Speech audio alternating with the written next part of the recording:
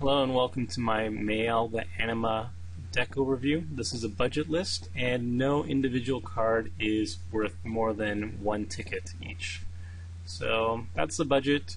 Despite this budget, there wasn't a lot of cards that I actually needed or wanted to run that were above the budget. There was like one or two that I felt like I really wish I could have had it, but otherwise this deck ran very, very smoothly with the budget constraints, and I didn't really feel it much. I feel it's very strong. It was very competitive. It won more games than I actually lost, which is pretty sweet for games that are like 4-player or more, and it's all free for all. So I was pretty happy with everything. So let's get started with the deck. First, let's start with Mayael the Anima. She is perfect for the deck. She opens up Naya colors, which so happens to have a lot of really good Timmy cards, and this is a Timmy deck. The deck's purpose is to play lots of big fatties and smash face. So for that purposes, Mayael is perfect for the deck. Her activated ability requires lots of fat creatures, and that's exactly what the deck wants to be playing anyway. But all that said, even though she fits like a glove for this deck archetype, she's not the most powerful general. She's not like a Mimeoplasm or whatever, where she just has so much raw power that she's so easy to break. She can be broken, but by herself, she's not insane. First of all, she's very vulnerable to removal, and she will be removed a lot. And speaking of removal, people hate out Mayael at any given opportunity. They kill her, and I think it's mostly a fear of the unknown. But that said, her activated ability is not really overpowered. It costs 6 and requires her to tap for her to actually get any value out of her. Paying 6 mana just for her ability and making her tap is a really large mana investment, and if you only get it off one time, it's not really worth it. Most creatures do cost about 7 mana, so you are getting a slight discount, but not a lot. You also get the benefit of flashing them in, which is nice, but the fact of the matter is that it's not a guaranteed activated ability, and you're not really sure what creature you're going to be getting out of the deal anyway. So there are times that I actually whiff with Mayael and it really sucks, and sometimes there's just not a really good creature that I want to put in the field. Maybe I'll just put a random 5/5 dark, and he's okay, like Mycoid Shepherd or something, but not ideal for the actual situation. So she's not insanely strong. Where she really actually becomes very powerful is in the very late game where you have no more cards in hand, and then Mayael can actually still cheat creatures into play from your library, so she's card advantage when you need it most. That's when I really like Mayael the Anima, but otherwise she's hated out more than she really deserves. She can be broken when you have something like Seedborn Muse or Rings of Brighthearth out, and I'll get to that soon. But until that point, she's just a fair, balanced general that can give you some solid card advantage and flashes creatures into play. So moving into the lands, we have our general lands are just dual lands, mana fixing. A lot of them come into play tap because, like I said, I am on a budget. At the same time, the mana curve of the deck is fairly high cost, so you can afford spending the first couple of turns just playing in tap lands and not doing much else. And it doesn't really affect the deck that much. I didn't really care too much to get dual lands or whatever. But we do have some sweet utility stuff.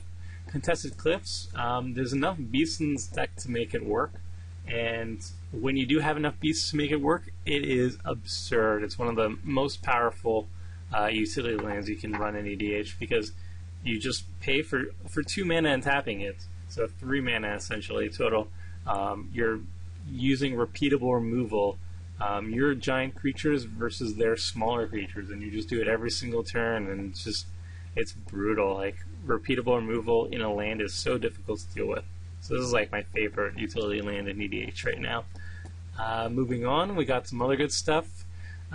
Spine Rock Knoll. It's trivial to activate this ability because you have, as soon as you have like 2 creatures on the field, or just even 1 creature on the field, and you swing for one hit, you can activate its ability, its card advantage, It's a massive discounted cheat, and it's flash, so always huge value. And similarly, we got also Mossword Bridge, which is the same thing. You get 2 creatures out, boom, you already activated its ability. Also massive card advantage and massive discounted flash. Then we got some more minor utility stuff. Scarg the Rage Pits. You have tons and tons of giant fatties, but very few of them have trample. This one gives you trample, and it's very effective at it. And then we got Slayer's Stronghold. A lot of your creatures, I don't think any of the creatures have haste. Actually, one has haste, but the rest don't. So it gives you value to just swing in a bit faster, more damage. Vigilance is not trivial in this deck, because that means you can swing and you don't have to worry about blocking either, because it got you covered. It's also really good with Mayael and stuff like Elvish Piper in the late game, because that means as soon as you play Mayael or Elvish Piper, you can immediately trigger them by giving them a haste. So pretty good stuff. And then Sunhome is insane for its combat damage. There was a game where, well, like, since all your creatures are 5/5, you're dealing an additional 5 damage with this triggered ability at the least. And at the most, if you have a World Spine Worm out like I did, you have a 30/30 trampling first striker on your hand, which is really insane. So good times with this card. Moving on, I broke stuff into categories like usual. First category, and most essential to any EDH deck, is the ramp category. And since you're in green, you have the best pickings of ramp. And it's all the usual stuff, no big surprises. But I think it's very crucial in Mayael decks, because at the very least, you're going to be playing out creatures for 6 mana, and that's when you're using Mayael. And at the worst, and very likely to happen in every single game, because you are going to be the center of hate, you're going to have enough mana to hardcast all your creatures. You're not going to be playing like 2 a turn, so you don't need like 30 ramp sources, but you do need 8 mana consistently, so you can play all your fatties out, one each turn, if the worst case scenario arises. So that's why I have a lot of ramp here. I think that's a good amount. And we have all the haymakers here, like Mirari's Wake and Mana Reflection, which just, if you play that on the field, boom, you're okay for a ramp for forever. So those are amazing. And then, equally important with Mayael decks are cheat effects. And cheat effects basically allow you to play your super high costing stuff in for very, very cheap, and lets you do broken things, and that's what really makes Mayael a very powerful and sometimes a broken deck. We have some straightforward cheats like Lurking Predators, fairly popular in EDH with green creature heavy decks. It's not going to trigger every single time, but since opponents are going to be playing so many spells each turn, you're going to be getting, I say, roughly like 2 creatures into play each turn on average. Sometimes you'll get more, sometimes you'll get less, but it's always worthwhile to play. Then we also got Guild Feud, which I would say is highly underrated, and the hipster in me is really happy for finding it, because it looks like utter crap, but at the same time, in Mayael, it's insane. It has like in this deck, like 36 creatures, you have like a 75% chance for it to trigger each time, getting you a free creature. It's probably going to be bigger than your opponent's creature if he finds one.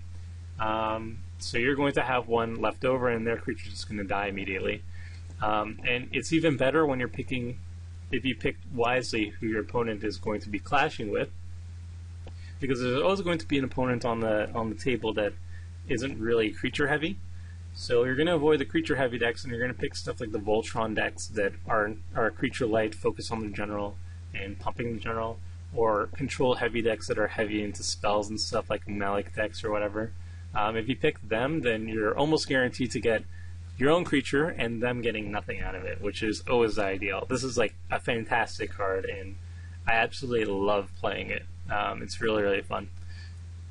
And then we got cheat effects like Quicksilver Amulet and Elvish Pipers. Just cheat creatures into play, very straightforward, but very, very powerful.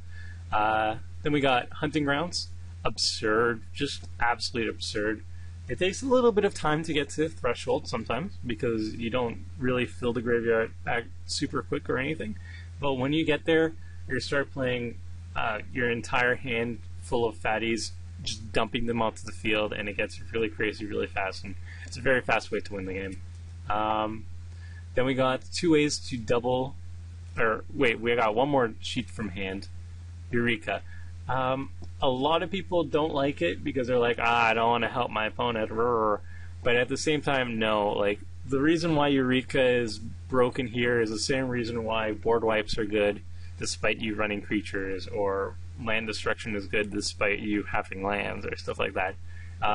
Eureka is really good because you get to control when you actually cast a spell, so obviously you're going to be casting it when you have a handful of creatures, and you have a very good idea that your opponents don't have that many good stuff to play. Either they have not a lot of cards left in hand, or they have a lot of mana but they're not casting permanents, which probably means they just have spells in hand. So if you're smart about it, you get a lot of value out of Eureka, and it's not very difficult to do.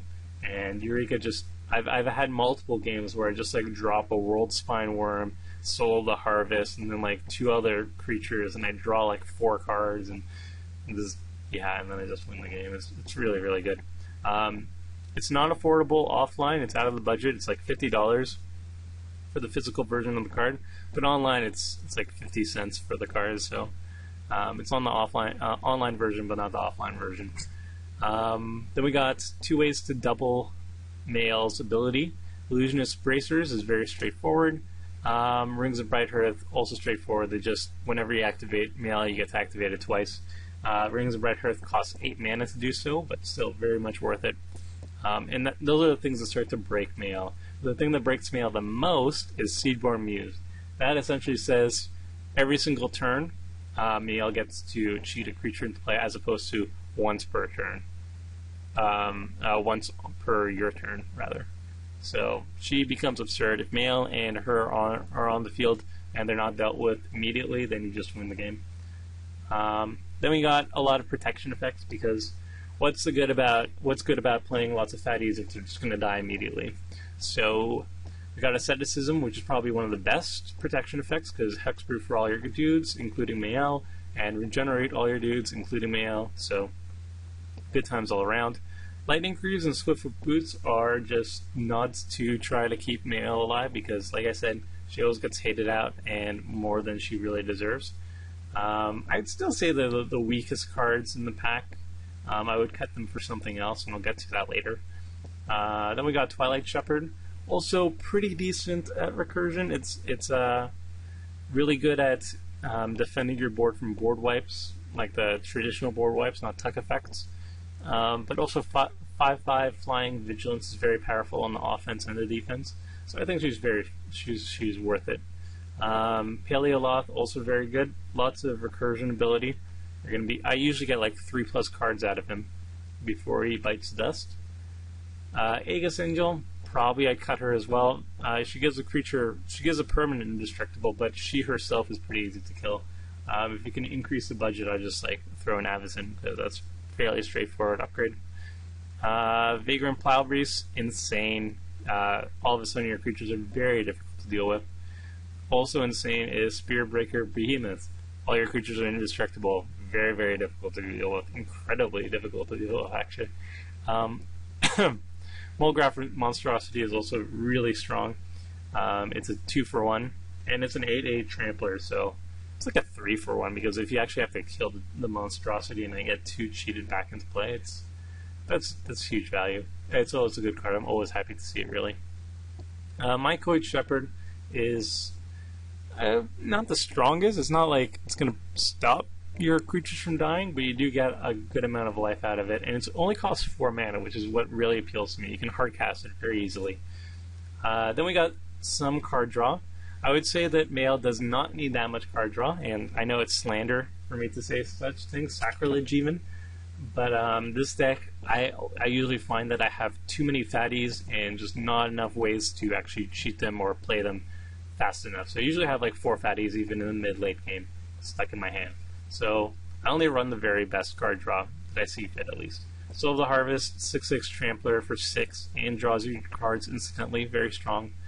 Triumph Ferocity is essentially a Phyrexian arena in this deck. I'm not like sold on it. It's still pretty weak effect. Like, I don't really care so much for Phyrexian Arena, but I felt it was flavorful, so in it goes. Drum Hunter, same thing. It's essentially a Phyrexian Arena, but it's a little bit better because it will draw your card on the turn that it's played. And it's also ramp, and it has sweet artwork, so I like that.